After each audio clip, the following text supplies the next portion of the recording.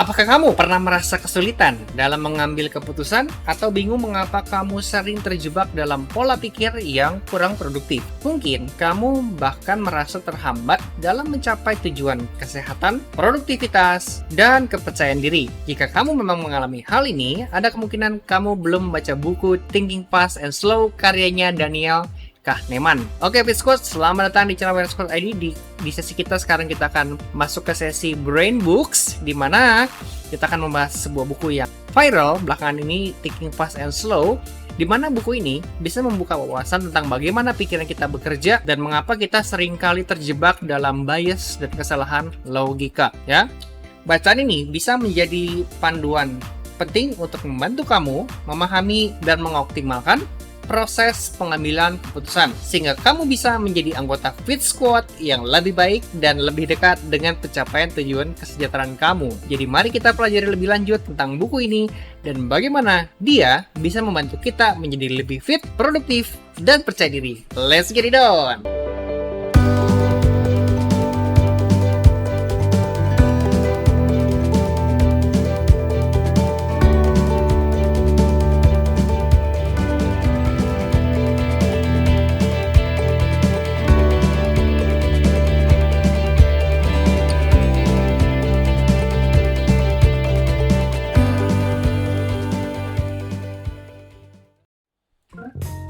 Oke, jadi kalau secara keseluruhan buku ini mempunyai 39 bab dan gua akan bahas 10 bab di video ini ya. Jadi kita mulai dari pembahasan yang pertama, yaitu mengenai sistem 1 dan sistem 2. So, lu harus tahu ya, kalau kita secara cara berpikir itu kita punya dua cara berpikir. Sistem 1 itu mengenai berpikir dengan cepat dan memakai namanya intuisi. Sistem 2 itu adalah secara lambat dan analitis. Oke, perhatikan baik-baik dan dengarkan baik-baik. Sistem 1 secara cepat dan intuisi, sistem 2 itu secara lambat dan analitis. Kadang kita perlu berpikir cepat, tapi di saat yang lain kita harus berpikir lebih dalam. Mengenali kapan harus pakai yang mana bisa membantu kita dalam mengambil keputusan yang lebih baik. Oke, ambil contoh ya. Ini pakai cerita ya. Jadi Rani berjalan di hutan saat dia melihat benda melingkar di jalannya. Kalau secara sistem 1, instingnya mengatakan bahwa itu adalah ular.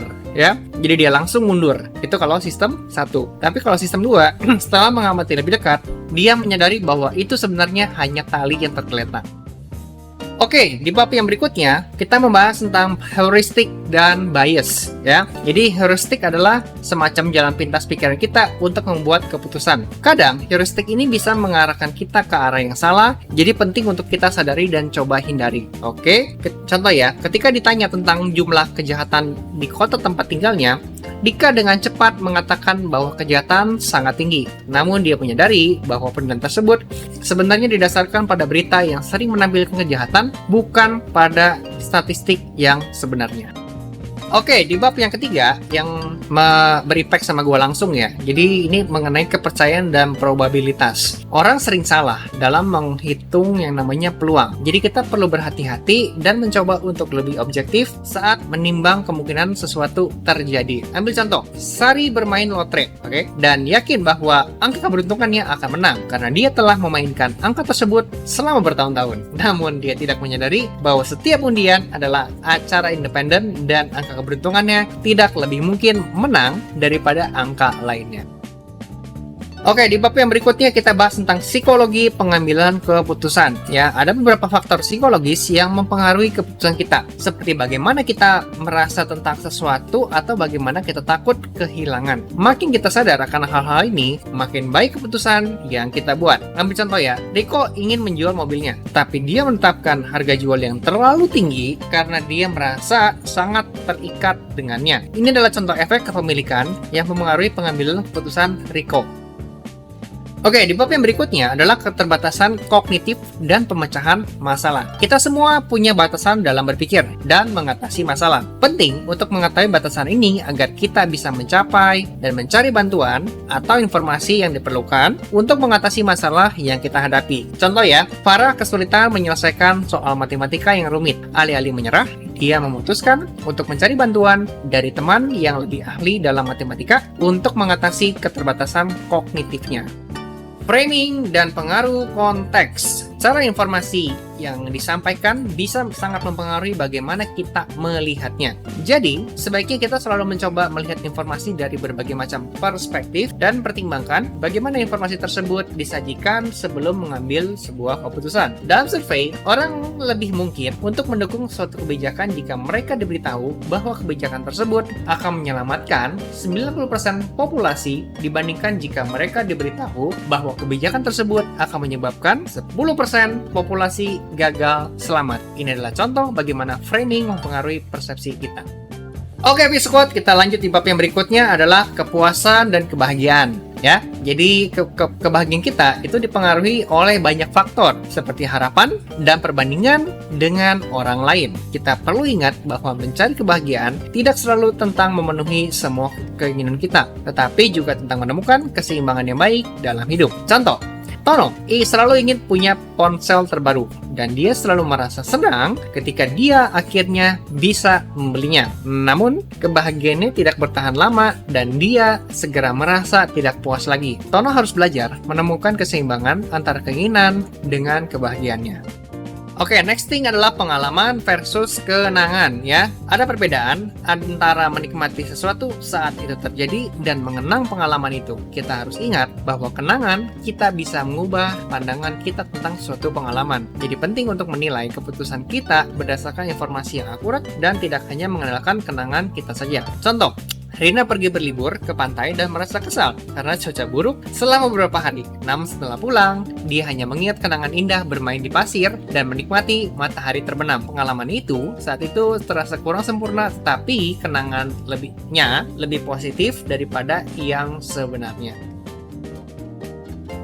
Oke, V-Squad, kita bahas di bab berikutnya yang mana membahas tentang bagaimana cara kita mempertimbangkan probabilitas yang realistis. Ya, gue langsung ke contohnya aja. Jadi kayaknya lebih gampang dipahami sih ya. Jadi dalam permainan dadu, Eko yakin bahwa angka 6 akan muncul berikutnya karena 5 kali sebelumnya angka 6 belum muncul ya. Namun, temannya mengingatkan bahwa bahwa setiap lemparan dadu adalah acara independen ya. Jadi intinya acak deh ya. Dan kemungkinan angka 6 muncul tidak terpengaruh oleh hasil sebelumnya.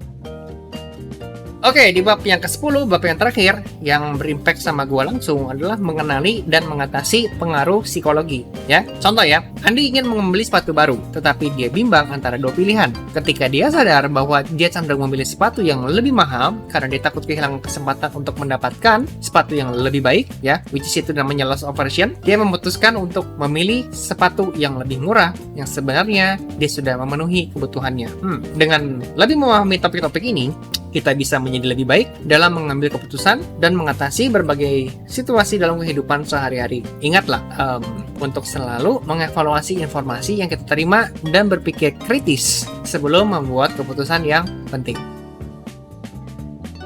Oke, sekarang kita membahas ya, apa sih hubungannya antara fit, produktif, dan percaya diri dengan kita membaca buku Thinking Fast and Thinking Slow ya.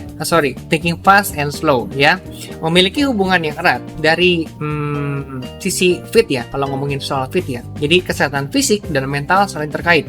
Dengan memahami cara kerja pikiran kita dan mengatasi bias serta keterbatasan, kita dapat membuat keputusan yang lebih baik mengenai pola makan. Ini contoh ya, mengenai pola makan, olahraga, dan gaya hidup sehat. Buku ini membantu kita mengidentifikasi cara di mana persepsi dan kebiasaan kita mungkin menghambat pencapaian kesehatan yang optimal. Oke, dari sisi produktif ya, mengenali perbedaan antara sistem 1 dan sistem 2 serta cara keduanya bekerja dapat membantu kita mengelola energi dan fokus kita dengan lebih efisien. Selain itu, dengan memahami bagaimana heuristic bias dan pengaruh konteks mempengaruhi pengambilan keputusan kita bisa mempertimbangkan dan mengembangkan strategi yang lebih efektif untuk mengatasi distraksi, mengelola waktu, dan menyelesaikan tugas. Dan terakhir, ngomongin soal percaya diri, jadi hubungannya adalah dengan kita membaca Thinking Fast and Slow, itu bisa meningkatkan kesadaran akan mekanisme internal pikiran kita, dapat membantu kita mengatasi rasa tidak aman dan ketakutan yang seringkali menghambat kepercayaan diri. Oke? Dengan mengidentifikasi dan menangani bias kognitif yang mendasarinya, kita bisa membangun kepercayaan diri yang lebih kuat dan realistis dalam kemampuan kita untuk menghadapi tantangan dan mencapai tujuan kita. Oke, Fit Squad. Jadi secara keseluruhan, Thinking Fast and Slow adalah tentang bagaimana buku tersebut memberikan kita wawasan yang berharga tentang bagaimana pikiran kita bekerja dan bagaimana kita dapat mengoptimalkan proses pengambilan keputusan.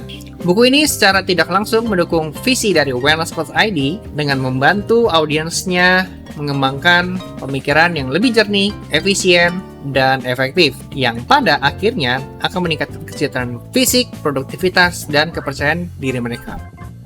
Oke, mengacu pada pembahasan sebelumnya tentang pentingnya kesehatan, produktivitas, dan kepercayaan diri, kelas virtual gym online ini bisa menjadi solusi sempurna untuk mencapai tujuan tersebut. Berolahraga di rumah tanpa harus ribet dengan banyak persiapan, kelas virtual gym online memungkinkan kamu untuk tetap fit sambil menghemat waktu dan energi. Dibimbing oleh instruktur profesional, kamu akan belajar teknik olahraga yang benar dan efektif untuk meningkatkan kebugaran fisik. Selain itu, dengan komitmen pada rutinitas olahraga yang konsisten, kamu akan merasakan peningkatan energi, keseimbangan emosional yang akan berdampak positif pada produktivitas dan kepercayaan diri. Dalam konteks Thinking Fast and Slow, berolahraga secara teratur bisa membantu kita mengoptimalkan kinerja sistem 1 dan 2 kita. Olahraga telah terbukti meningkatkan fungsi kognitif, membantu kita berpikir lebih jernih, dan membuat keputusan yang lebih baik. Selain itu, berolahraga juga membantu mengurangi stres yang seringkali menjadi penghalang bagi kesehatan mental dan produktivitas.